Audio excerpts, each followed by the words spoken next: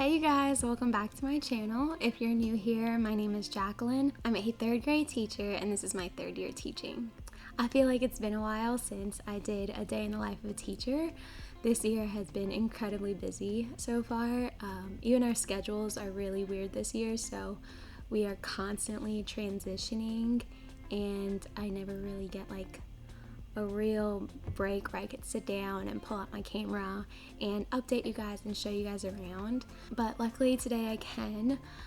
My students didn't have school today. Today is a PD record keeping day for teachers.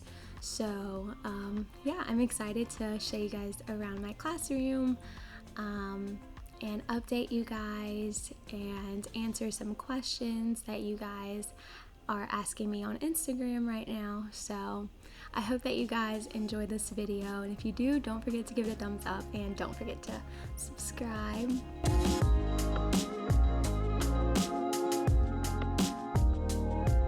This year everything feels so fast-paced because last year we didn't even have transitions because everything took place in our classroom, so I didn't have to go walk them to art, or they didn't have to pack up and get ready and walk to their next class. Last year the teachers switched, which last year I didn't really like, but now I'm like, man, it's just so much easier for me to take my cart and go to the next class rather than that whole transition.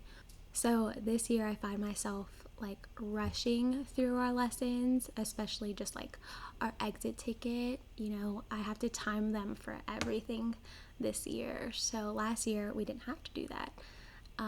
We have to wrap things up really quickly to go to their pullout, to go to lunch, to go to their next class. We have definitely picked up the pace this year. But yeah, so today I have a PD, a math PD. We are using Equip Eureka Math this year. So yeah, that's been something that we've been implementing in the classroom for about a week now, and I'm still like getting used to it. Last year we didn't even pull small groups because of COVID, but this year we're expected to pull small groups and do that for interventions. So that's what our PD is about this morning. And then after the PD, I want to sort some things out that haven't been working in my classroom. So for example, at my school we do morning work, so they come in and they have something to do for like 10-15 minutes. And for me, my morning work for them to do is usually like fluency, multiplication, all that stuff, and it's great, it's so helpful, but I really want to make it more fun. So I know a lot of people do like morning choice where they get to choose what games they get to play in the morning.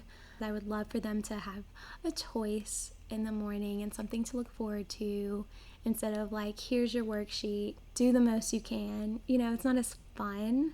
So anyways, today I'm going to be researching like morning choice activities and things that still revolve around fluency and multiplication, because we really need that practice this year, because I'm like literally teaching division to students who can't count by twos. So I definitely still want to practice that in the morning, but I just want to make it more fun and exciting.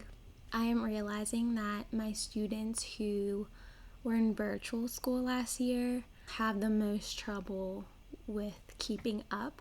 I guess that because they've been out of school for so long, and I'm not sure how virtual school was, but it appears that they weren't doing as much as what we were doing in person. So I'm constantly pushing them, and like some days I go home and I'm like, did they have fun today?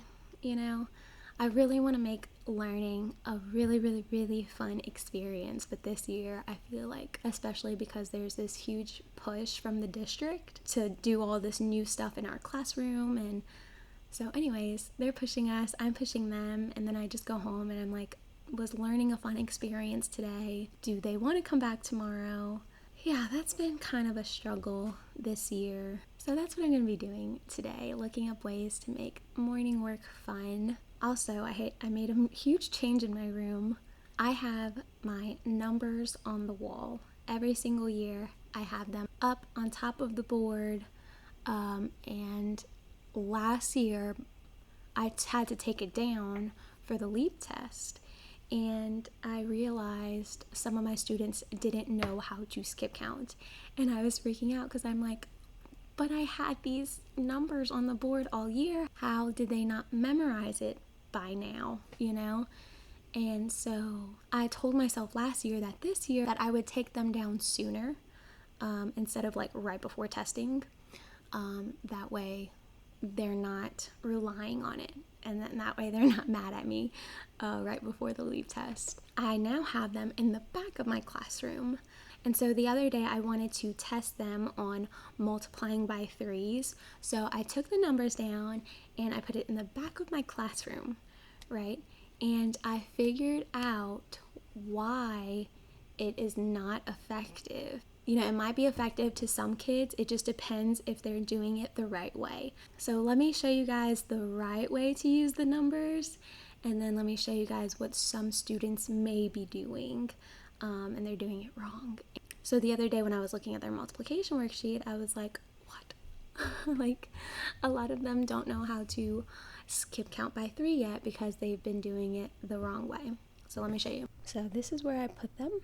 Here is my 3. So if the question is 3 times 5, what I'm hoping that they're doing in their head is counting 3, 6, 9, 12, 15. I hope that in their head they're saying these numbers in their head, and then eventually they'll memorize it. But what some of my students have been doing is they do 3 times 5, what is the 5th number? 1, 2, 3, 4, 5. That's the answer. Okay, so instead of like skip counting in their head and memorizing, they've just been looking for the second number. So now when it's taken away, they're like, wait, what's the 5th number? And what I had hoped for them to be doing was memorizing. So that was a bummer when I was looking through their worksheets, and I guess it's my fault for not, saying like, we're not supposed to be just looking for the 5th number. We're supposed to be skip counting in our heads, and then hopefully eventually we'll have it memorized. So that was something huge that I did in my classroom this week by removing that and putting that in the back of the classroom so soon. I really wasn't planning on doing that till like the second quarter, but just out of curiosity, I took it down and moved it and realized it doesn't need to go back up there. I'm just going to keep it back there for the remainder of the year, and we're going to learn skip counting a different way, and that's not the way we're going to learn it this year. I also decorated my classroom recently with Halloween decor, and I don't usually do that. I usually just decorate my classroom just a fall theme. But this year I recently got a Cricut, so I've been like learning how to use it and getting comfortable with it and making all kinds of stuff. So I just decided to DIY some stuff. So let me show you guys.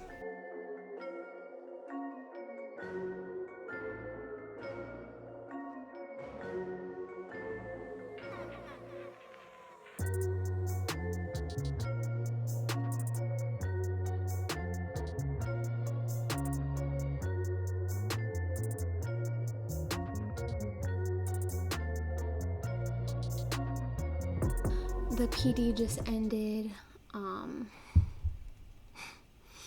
The fun thing about being a teacher is that you're constantly making changes.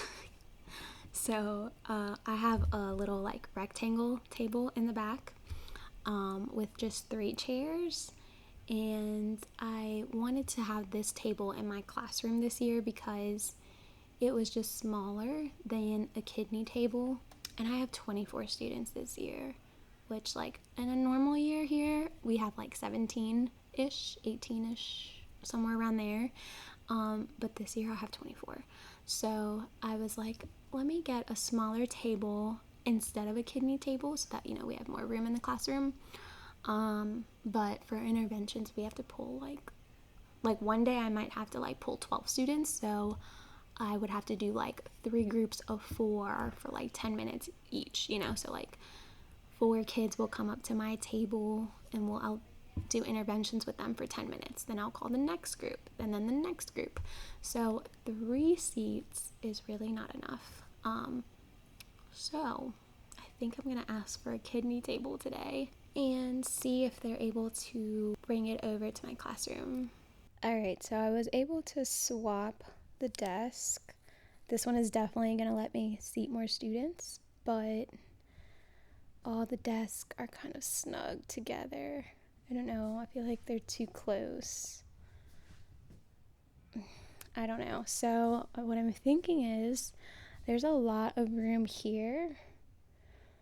So I think I'm gonna move this over here and have this little area over here,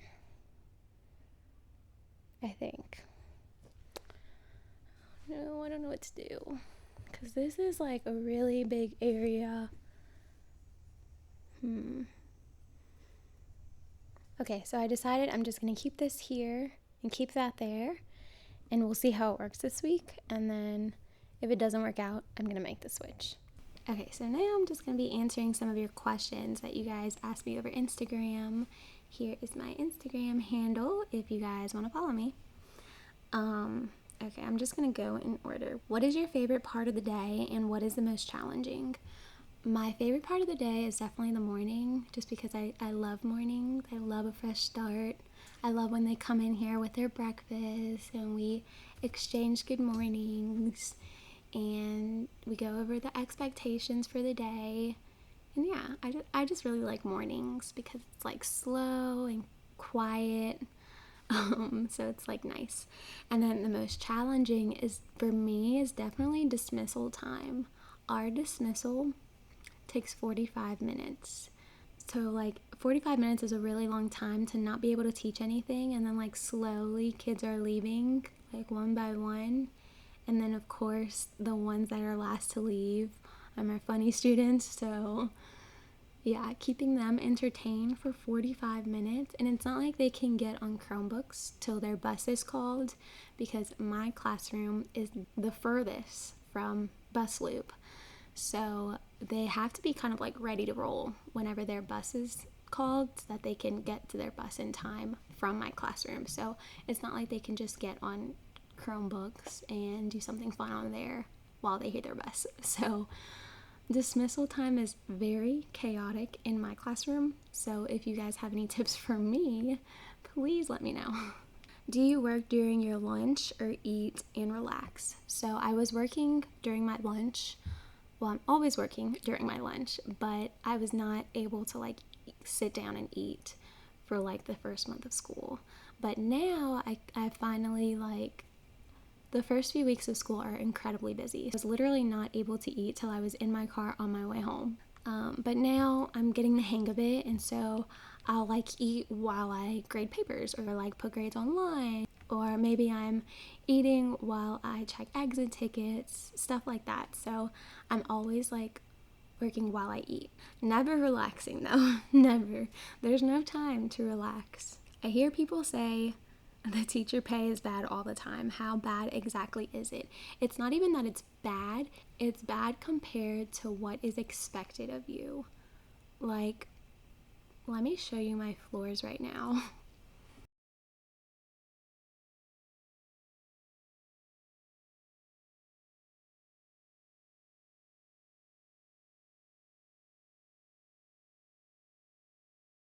So the reason why my floor is terrible right now is because we don't have a custodian. So I am my own custodian. So it takes me, not even kidding, about 30 minutes to sweep my floors really well at the end of the day. And so anyways, this problem here is very tiny compared to the other problems, honestly. You are just expected to do a lot. I'm exhausted when I get home. I'm exhausted over the weekend. Over the weekend, I don't want to do anything. I just want to like relax. So yeah, and then when you get your paycheck, it's like, this is disrespectful, honestly. So it's not that the paycheck is like terrible, especially if you live like a simple life, you know, if you're not bougie, you know, it's fine. it's doable, but compared to what you do, it's bad. I came back to this question because I feel like if you're not a teacher, you probably are under the assumption that teachers go to work and they just teach. And that is like my dream job. That does not actually exist. We come here, yeah, we teach, but there's another world of teaching. All the meetings that we have to go to. There's standardized testing, there's observations, there's walkthroughs, there's IEP meetings, there's other meetings and other meetings and other meetings. And especially this year, I have to have this communication log with this lady who monitors this student in my classroom, and then we have to meet up once a week and talk about how he did this week, and that's for a lot of my students. So yeah, it's just a lot of like paperwork.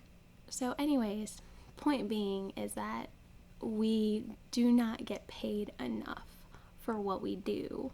And yeah, summers are nice, but we don't get paid for the summer. And if you're a student in college who was anything like me, and my dream job was to like teach every day and teach all day, and then I finally like get this job and I'm like, wow, we do way more than teach.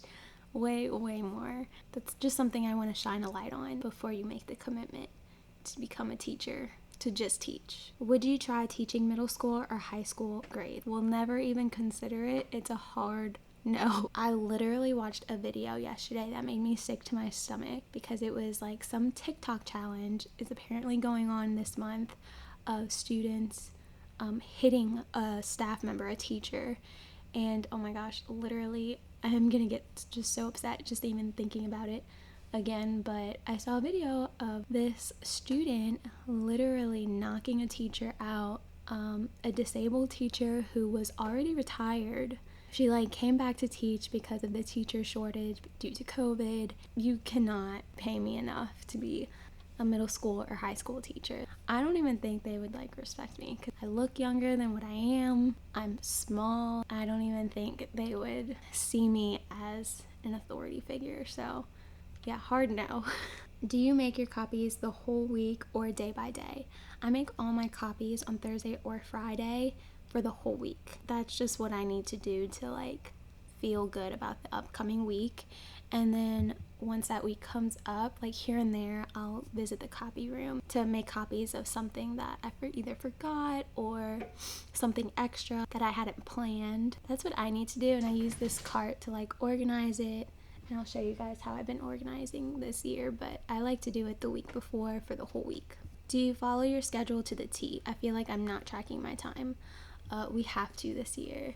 We have to follow it to the T. I have to be in the cafeteria at like 11:02, something like super specific, because there's like a lot of traffic at my school because we have such a big school. I have to get my students out of here at a very specific time so that my partner teacher could start her interventions on time. So yeah, I have to follow it to the T. I will say, like, my first year teaching, when I was teaching all subjects, I didn't have to follow it to the T because my students were staying with me all day. They weren't going to go see another teacher that day. So if I needed more time in math, then I could do that. I love that about teaching all subjects. How did you know which grade level you wanted to teach? I student taught first grade. It was a little too baby for me, and I knew I wanted third because they're just like the perfect age. They're still super sweet as they are in second, and then throughout the year they like start really showing their personality, and like yeah, by the end of the year they're pretty sassy, and then they go to fourth. So I get them at a really good time where like they're still sweet, but they want to be independent, and I'm like, awesome, great.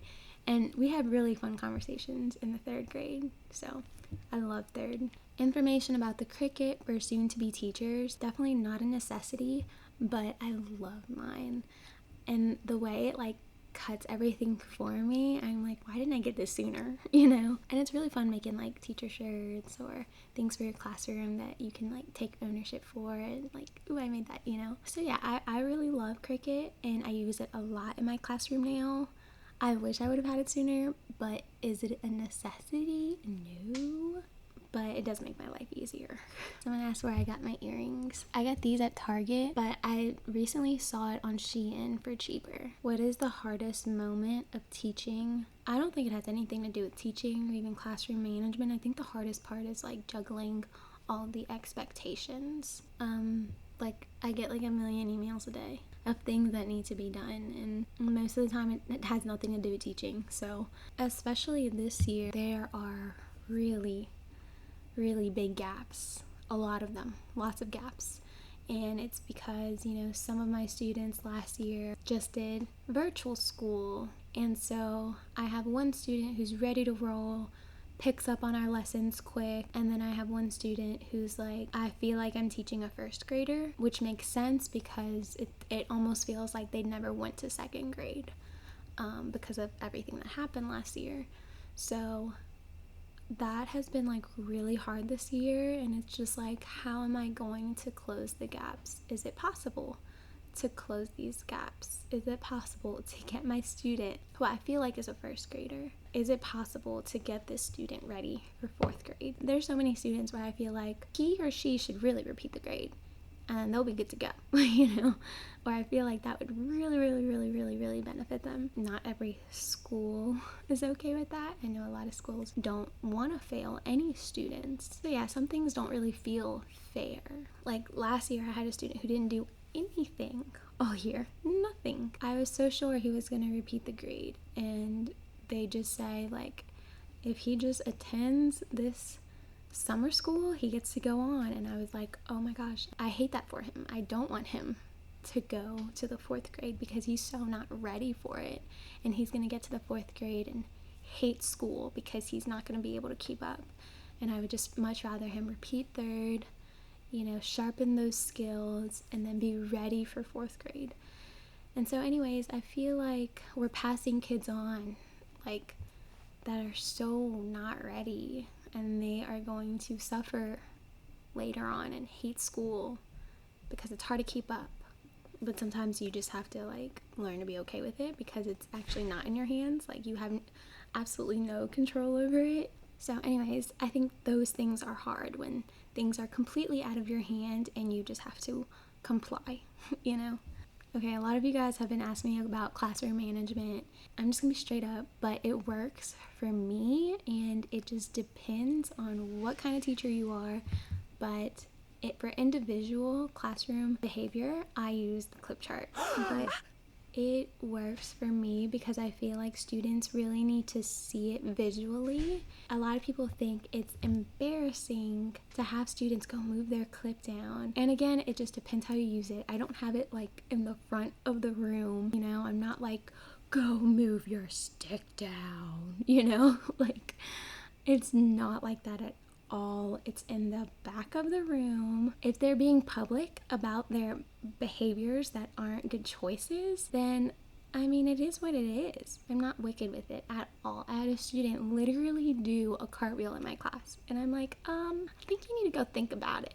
And most of the time, if they're on yellow, like, and they don't color it yellow that day, like, it's no big deal. What I really wanted them to do was just think about it. Yellow is one clip down is literally just a warning. And then the one underneath it is teacher's choice. The one underneath that is parent contact, which very rarely does anyone ever get there, you know?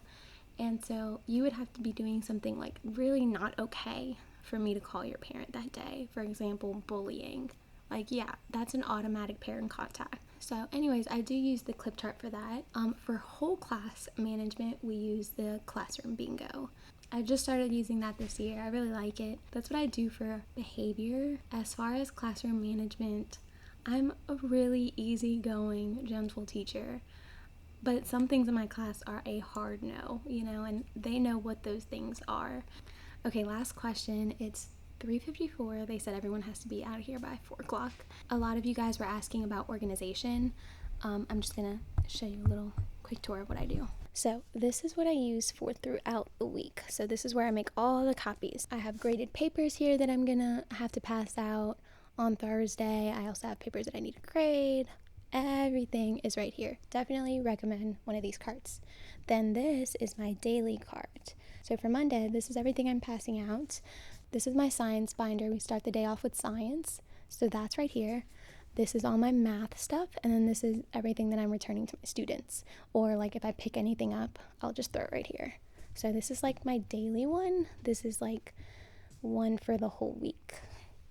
And then when you come over here, I also have this little bin, and this is where I do all of my interventions. I just pull this out and it has my interventions for the week.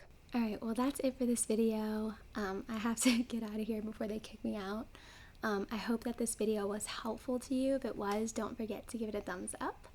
And if you haven't already subscribed, you totally should. And also, don't forget to follow my Instagram. If you guys have any more questions or questions that I didn't answer, go ahead and leave a comment down below and I will comment back and answer your question. I hope that you guys have a wonderful and restful weekend. So I will see you guys in my next video. See ya.